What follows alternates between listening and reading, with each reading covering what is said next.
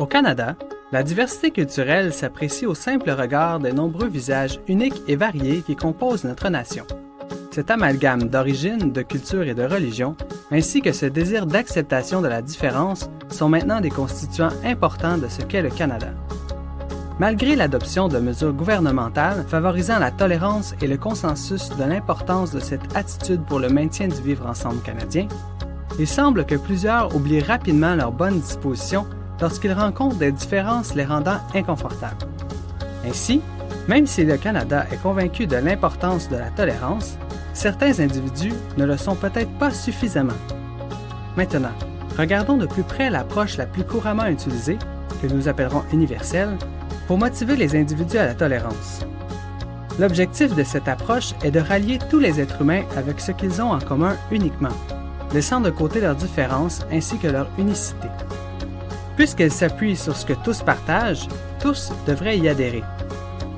Prenons un exemple pour l'illustrer. Voici Samuel et Samira. Plusieurs éléments constituent leur identité et les rendent uniques. Ces éléments les définissent et donnent un sens à leur vie. Pour motiver à la tolérance Samira et Samuel par l'approche universelle, nous devons les rallier par ce qu'ils ont en commun.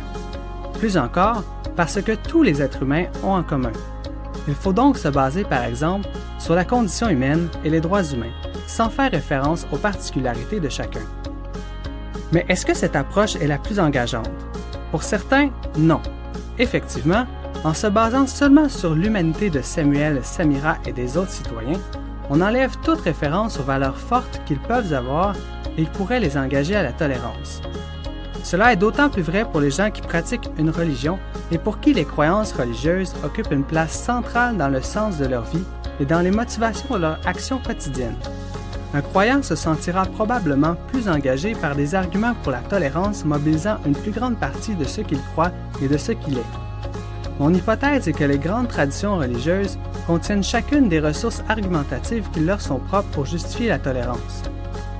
Mes recherches ont donc pour objectif de trouver des arguments encourageant la tolérance à l'intérieur même des religions. Plus spécifiquement, d'entre tous les types d'arguments, je cherche des arguments épistémiques, c'est-à-dire des arguments fondés sur les propriétés, la formation et la transformation des croyances religieuses. Mes recherches porteront sur le christianisme et l'islam, deux religions qui suscitent beaucoup de réactions au Canada.